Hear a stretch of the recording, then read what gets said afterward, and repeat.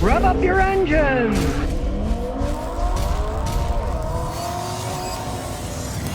Alright, today we're going to try to figure out what's wrong with this Infiniti. As you can see, it was towed over here. As you can see, it's a G37S. Now, the problem is, it idles fine, but when you take off, sometimes it takes off smooth, sometimes it's really hesitating. So, first we'll look at the logical things. Well, realize, to begin with, it's got two air filters. That one's good, and this one's good. I can see the sun through them, so they're clean enough. Now, sometimes these air intakes will get cracked, but they're on there solid. There's one on each side, and there's two mass airflow sensors too, but they all seem okay. Now, it's been doing this for 6 or 8 months. He hasn't been driving it much. He took his vehicle to a mechanic where he lives, and he replaced the cam sensors, and he said it went away for a day, but it came right back. So, we're going to have to start by looking at the data. It's already read it. It's an Infiniti. We're going to do a standalone repair. As you can see, North America, Infiniti G37, 2008. And we want to do a full scan, so here we go. And while we're scanning away, we'll just take a general look. It's an excellent vehicle. I mean, it's beautifully set up. There's no tears or wrinkles on the dash. It's got these cool paddle shifters if you want to shift it. If not, you can just leave it in automatic. And now comes the bad news. It's got 12 trouble codes. But we're worried about the running problem, so we're going to immediately go to the ECM. So we'll do trouble codes. See what they are. Multi-cylinder misfire. Problem with the valve timing. And 10th time, engine oil pressure. So, A, camshaft position. Timing is over advanced. Their system performance bank 2. Okay, now you can see the causes. He had a guy change the camshaft position sensor. He said it went for 2 days, but then it came right back. So, here's all the things it can be. The camshaft oil control valve, bad timing, belt tensioner change, contaminated oil. Now you can see the problem. Watch, we'll rev it up. Over 2400, starts going up and down. So we're immediately going to go to live data. See what kind of data is coming out. Now, interestingly enough, the valve timing came up 3 times, but the engine oil pressure came up 10 times. Now, luckily, it's on the front next to the oil filter, the oil pressure sender. So, we got our jack stand under there. There's the oil filter right here, and next to it in the front, hiding inside here is the oil pressure sending unit. We'll pull the little wire off here. Off it comes. And you need an extra long socket. Here's the end of it. The socket fits right over. There's the socket. Slides right on over it. And we just take out the oil pressure sending unit. There's the old one. There's the new one. You get it nice and snug. Throw that over there. Now realize one thing. Oil has to have good clean qualities to hold oil pressure. So we're going to change the oil and filter too, just in case. So we got our pan already loosened the bolts, and out comes the oil into the nice green pan. And we unscrew the oil filter. Got one long thread on it, that's for sure. It's going to screw forever. Shoo-wee! I think they got a little carried away with themselves there. Now before you put the oil filter on, dip it in the oil so there's a little bit of oil on the gasket here, so it won't stick on when you put it on. Now, you know what I liked about this job? It was easy to get to. That's because the owner was nice. He figured I was going to be under there, so he took that stupid plastic undercarriage off, so it was easy to work on. And he's going to leave it off because really, he doesn't live where it snows. No snow's going to get packed up there in the winter, so he's just leaving it off. Makes it easier to work on. Now, you like the giant funnel? Yes.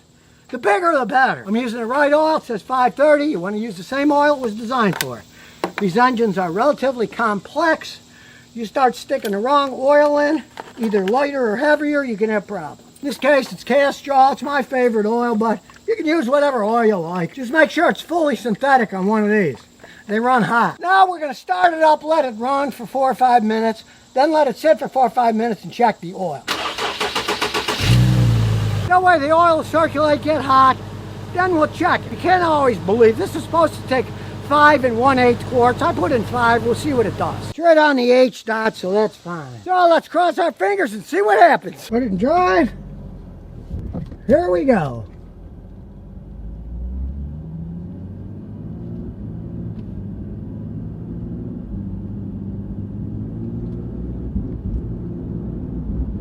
And guess what? It's still doing it. It's still hesitating. As you can see, when we step on the gas, it's still doing it. Now I erased the codes, so we'll have to look at the codes again. When I step on it, still doing the same thing. Well, let's give it the old college try. I jacked it up, checked a few things, and let's see. Well, so far, so good. Last time the check engine light came on, it didn't come on this time. We go on the drive, and here goes nothing. Let's see what happens. Hey, it's moving. Look, it's shifting gears. It's running like a top. Well, let's take it for a longer road test, but hey, it looks like there's a miracle. Whee, no backing down at all now. Yahoo! We'll give it a little gas over here.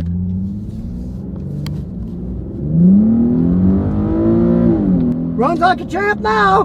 Okay, what's the miracle? The miracle was I was stupid. Yes, it's a rare time that I'm stupid, but I was too busy talking to the owner while I was working, and I forgot to plug the wire back on the oil tending unit. I plugged it in, and that fixed the problem. Now it's running perfectly fine. And the owner said he's not going to show his face, but he paid somebody $1,500 to supposedly fix this thing. It acted exactly the same. The only thing it was a $38 oil pressure sending unit that we got at AutoZone. That fixed the whole thing. And so what do we learn? Be logical. When you look at the data, if you see 10 instances of low oil pressure and 3 for the camshaft being off, the oil pressure runs the variable camshaft system. The oil pressure in this case was perfectly fine. It was just that the sending unit was telling the computer it was bad, so the computer thought it was bad, and it squirreled things up. And when I look closer on my data, it was saying that the oil pressure was too high. Well, that's what often happens. These oil pressure sending units have springs. The springs wear out, then they don't give enough pressure against, and it makes it look like it's high pressure, which is almost impossible. The pump pumps. The only way you can really get high pressure is if you got something clogged up in the engine, and it's so clogged up, the pressure before the clog builds up too much pressure, and if the clog is after the oil sensor unit to tell you what the pressure is, it'll say the pressure's too high. In this case, it was just a stupid unit. It fixed the car. Everyone's happy except the owner spent $1,500 with somebody else. That was wasted money. So, hey, watch these videos. Do it yourself. Save yourself a lot of grief, and then you'll know, hey, if that ever happens again, that's the first thing I'm going to change. And here's some bonus questions and answers. Jim says, which oil filter will last as long as my synthetic oil? You got to buy the top end filters. And it really doesn't matter which one you buy. Most of the synthetic ones are pretty the same. A lot of them, they don't even make them. Like Mobile One is a good high end filter. They don't make it. The Bosch ones are excellent if you get the high end ones. All the high end ones work perfectly fine. They say that they're good for 10,000 miles. I really don't believe it. Changing them that infrequently, I change it every 5, but most of the top end ones work perfectly fine. And don't go to the auto parts stores, they'll rip you off. Do like I do. Buy them on eBay or Amazon, right? Buy 4 or 5 of them at a time, put them in your garage, then you'll have quality, it'll be done right, and you won't pay 2 to 3 times as much as an auto parts store. 001 says, Scotty, I have an 014 Acura TL. It sounds like carbon's building up. Any tips? Wow. You don't. You said it sounds. Here's what you do. It's very simple to do. Take out a couple spark plugs, right? Get a borescope. You can buy borescopes that work on your phone for $19 on Amazon, and they work fine. I recently been testing out these $50 ones that are cool because they got a lens on the bottom, and then they have 3 lenses on the side, so they look down and they do 360 degrees. Look inside the engine. You'll see if there's carbon. If there is, have a guy run a carbon cleaning machine to clean it out. But it might not be. It could be something else. You want to look first. A lot of people, they say stuff like, oh, I got bad gas. What can I do? Rarely do people get bad gas these days. If you think you did, you can take a sample of the gas, send it to one of these companies that analyze it. They'll tell you if it's bad or not, right? But same thing with carbon. You want to see it. You just don't want to guess. Get a borescope. Look inside. DMK says, I got a 2022 4Runner. I smell sulfur when I accelerate. It's got 9,500 miles. Since I've owned it, it has a burning sulfur smell under heavy acceleration. I only smell it when the windows are down. The dealership, oh, we can't replicate it. And the garage guy said he smelled it but couldn't figure out what it was. What could it be? You say under heavy acceleration. So what you want to do is put a big fan in front of it, put it in your driveway, have somebody rev the engine up to like 3,000 RPM. Go to the back and stick your nose by the exhaust coming out the back. If you smell the sulfur there, that means the sulfur is being burnt inside the engine, and probably at some point in time it had crappy gas that had too much sulfur. That sulfur will destroy the catalytic converter, and then you'll be smelling it forever until you replace the catalytic converter. Bad gasoline with sulfur, and it can do that. Now, let's say you don't smell it in the tailpipe, but you open the hood and you smell it. Go to the battery and smell it. Battery has sulfuric acid, which of course has sulfur in it. And if your battery's bad, you'll smell it. And often batteries are made bad, and they'll smell the sulfur, and they're sulfated, and you got to replace the battery. Now, let's say you replace the battery and then it came back a few weeks or months later. That would mean the alternator's charging the battery too much, boiling it out. That'll smell like sulfur too. So could be one of those. It's got to be one of those three: a battery, alternator, or your catalytic converter got sulfur from bad gasoline. Then it will only come out of the tailpipe. So if you never want to miss another one of my new car repair videos, remember to ring that bell.